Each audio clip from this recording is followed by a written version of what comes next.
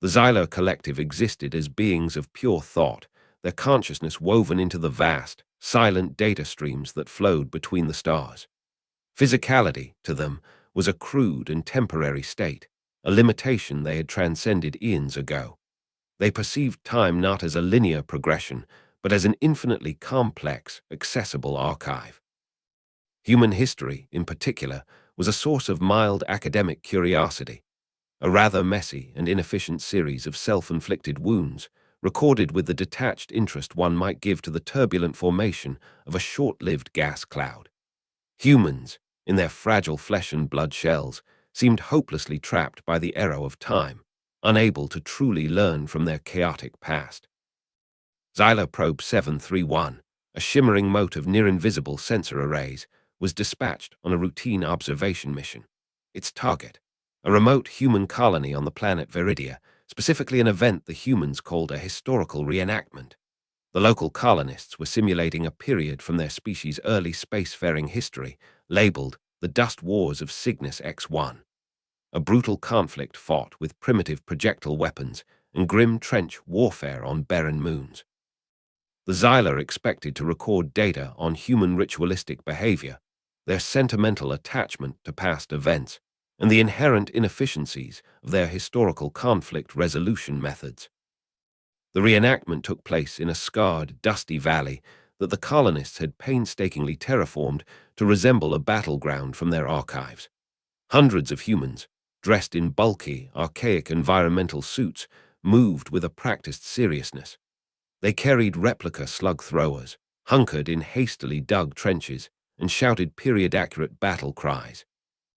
To the Xylar probe, observing passively from high above, it was all rather quaint, a pantomime of suffering, meticulously recreated, yet ultimately artificial. Then something unexpected began to happen. As the battle intensified with simulated explosions, impressively loud, the probe noted and marked charges across open ground. The Xylar probe's sophisticated sensors, designed to analyze energy fields and data flows, started picking up anomalies. These weren't energy signatures in the conventional sense, nor were they simple data transmissions.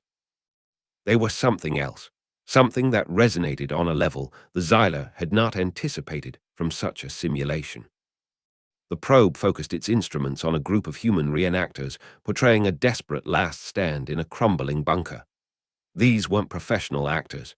They were farmers, engineers, teachers, ordinary colonists. Yet, as they went through the motions of the historical script, their simulated fear, their shouted defiance, their feigned injuries began to generate echoes. The Xylar, who could perceive the faint, lingering data trails of actual historical events, found these echoes unnervingly potent. It was as if the reenactors, through the intensity of their performance and their deep cultural immersion in the event, were not merely pretending to be soldiers from the dust wars. On some profound, subconscious level, they were channeling them. The probe registered faint but distinct psychic resonances, not from the reenactors themselves, but seemingly through them.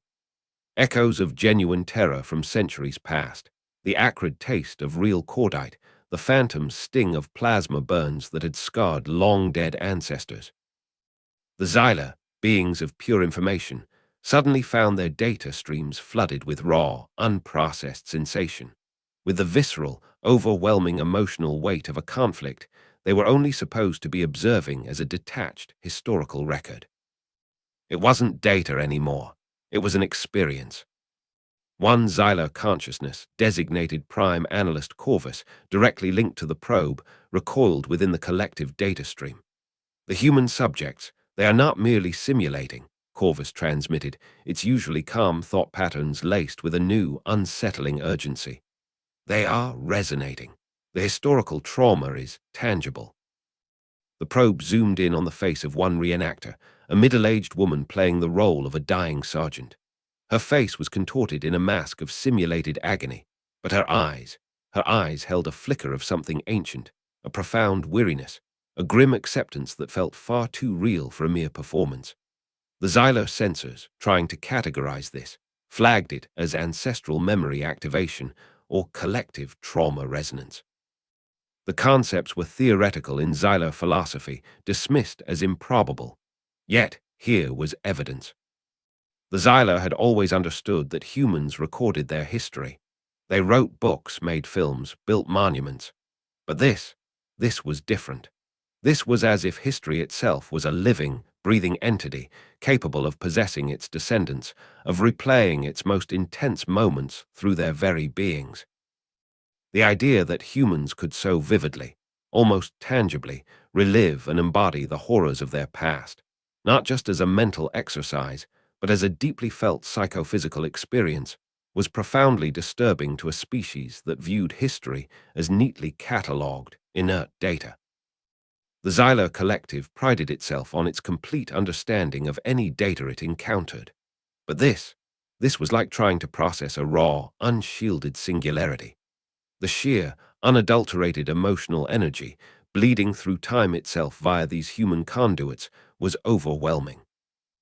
The intensity of the resonance is damaging to observational integrity, another Xylar consciousness reported, its mental voice strained.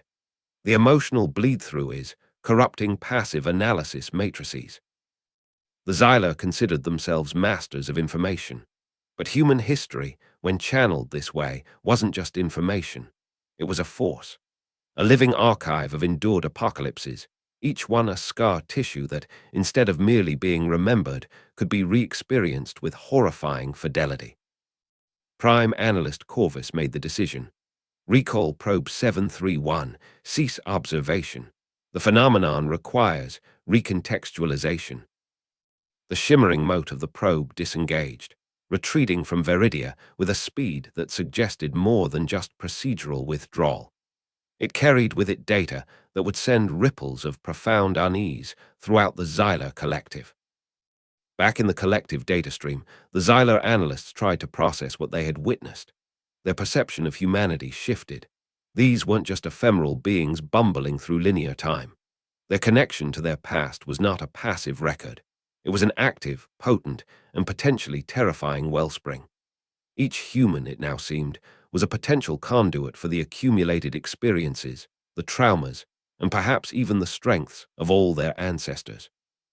Their history is not a static archive, Corvus mused, the thought echoing through the collective.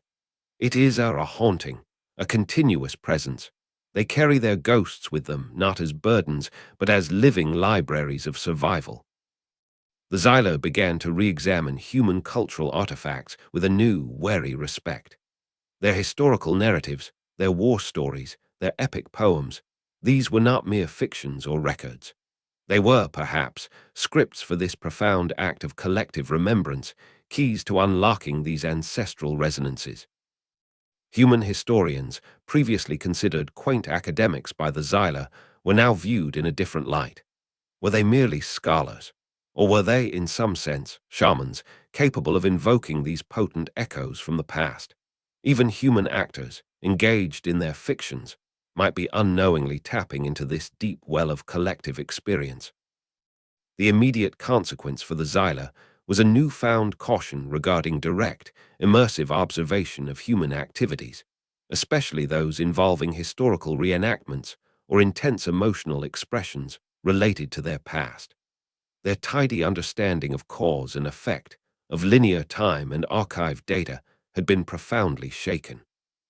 Humanity, with its messy, passionate, and deeply resonant connection to its own turbulent history, had just become infinitely more complex and unsettling to the timeless beings of the Xylar Collective.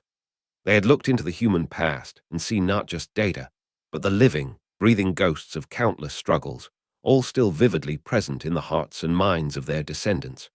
And that, for a species of pure logic, was a truly terrifying thought.